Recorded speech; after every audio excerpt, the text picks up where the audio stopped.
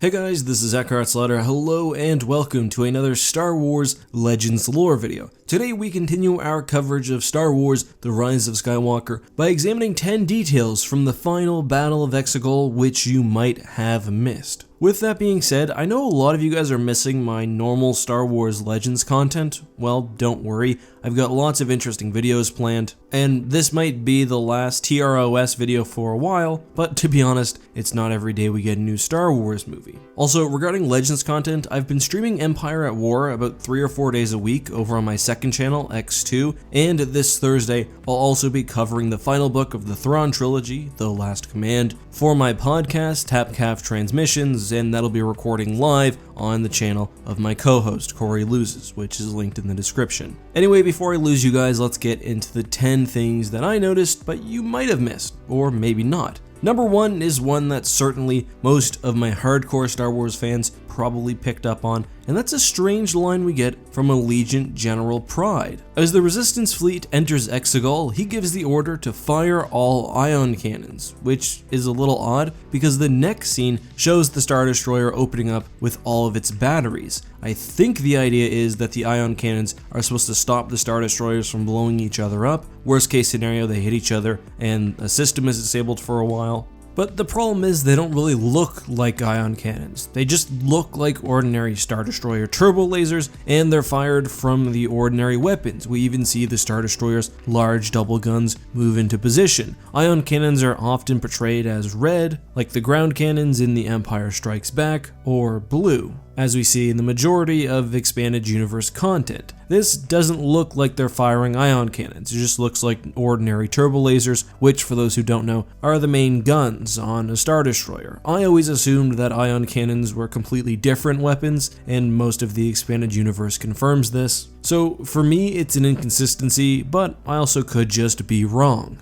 On the other hand, getting to point number 2, we also have the introduction of something that's been mentioned in the Expanded Universe but never seen on screen, and it also stems from a line stated by Allegiant General Pryde. As the Resistance boards the Star Destroyer, Pryde gives out the order to jam their speeders, which of course is impossible given that they're not on speeders. So things in the Star Wars universe that fly in atmosphere use something called repulsor lifts, and that would be everything from pod racers to speeders like Luke's in Episode 4 to flying cars on Coruscant. Even spaceships will often use repulsor lifts when flying in atmosphere. What Pryde is telling his officer to do is utilize a repulsor lift jammer, something, as I said, that existed in both Legends and canon, but is only frequently brought up. So I thought it was a neat little detail to include in the film, although I'm sure the reference wasn't necessarily intentional. Number 3 is what I'm going to call the ambiguous fate of Nien Nunb. Now, I've seen this movie a bunch of times, and I've even watched it, perhaps not quite legally using a cam, and I think Nien Nunb's fate is at best ambiguous. So we last see our dew-flapped Sullustan friend piloting the Tantive 4 during the Battle of Exegol, and it takes a really terrible shot from Palpatine's lightning and seems to be fully in freefall. To me, it looks really close to the ground, and when I saw that in theaters, I assumed that he died. Since then, the actor has stated that no, he thinks that Nien Nunb existed,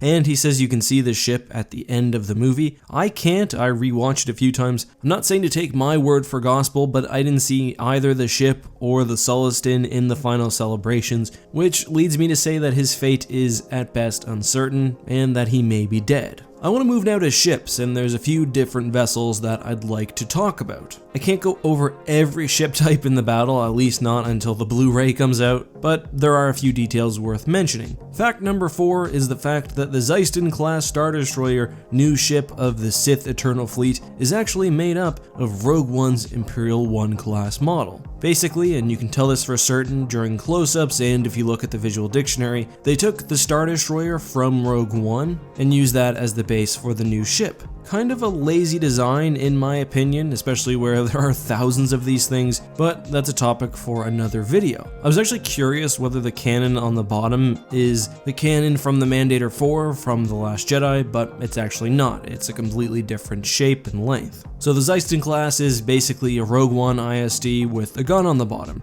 Notably, however, the visual dictionary says that the ship is intended to be 2,400 meters, which is a bit weird because the entire ship is scaled up, without sort of accounting for things like window size or cannon size. Let's keep on the topic of models for the next few facts we have here. And it's pretty clear that this movie took everything that Star Wars had available to them when it came to digital assets and threw it into the Resistance fleet. That works well for some ships, but for fact number 5, we have the what I'd call overpopulation of the TLJ Bunker Buster. I'm not sure what it is about this ship, if the model was just so high quality and didn't need as much editing, but the Free Virgilia class Bunker Buster has to be the most common ship in this battle. Every time there's a close-up fleet shot, you can see one of these bad boys in the background. One's prominently hit by forced lightning, one is there as the Resistance is escaping, etc. This actually takes me out of the battle a bit because I always imagined this to be a sort of rarer ship, one that just sort of existed in junkyards and was repurposed in an emergency by the Resistance, but obviously that's not quite true. Other common ships beside the Free Virgilia class include the Nebulon B, variants of the MC-75 as seen in Rogue One, some of which appear to have different bits added to them,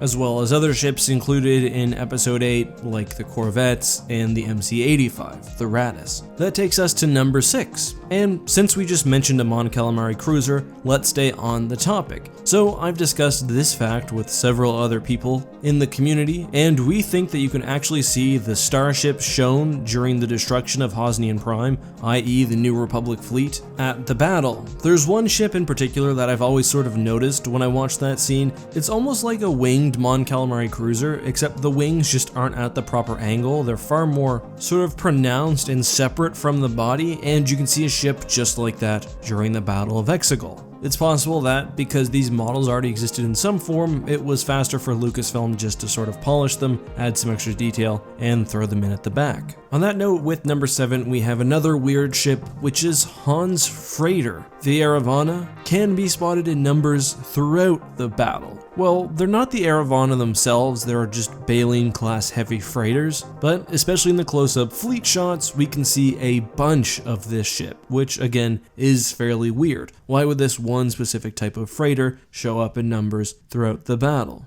Again, this most likely has to do with reusing assets, and I'm sure the Eravana was modeled in high detail for Episode 7. Speaking of reused ships, we have one that makes a little more sense, and that's the fact that the N1 starfighter itself, the Naboo fighter from Episode 1, can also be spotted briefly during the battle. Now, I actually don't know exactly where this is, I was simply sent a screenshot, but there it is, without a doubt. A few N1 starfighters help the Resistance out, which I quite like. At number 9, we have a ship which actually wasn't included, and no, I'm not talking about the Starhawk, though that is disappointing, but rather the Colossus from Star Wars Resistance. Now, there had been rumors, and I think it was even mentioned on the Star Wars show or something, that the Colossus was in this battle, but unless I'm just blind, I can't see it, even after scouring the footage a few times. So I don't think the Colossus is there. However, if the Blu-ray releases and we do find it in the background, just change this fact around, that the Colossus, like the Ghost and other familiar vessels, actually did make it in.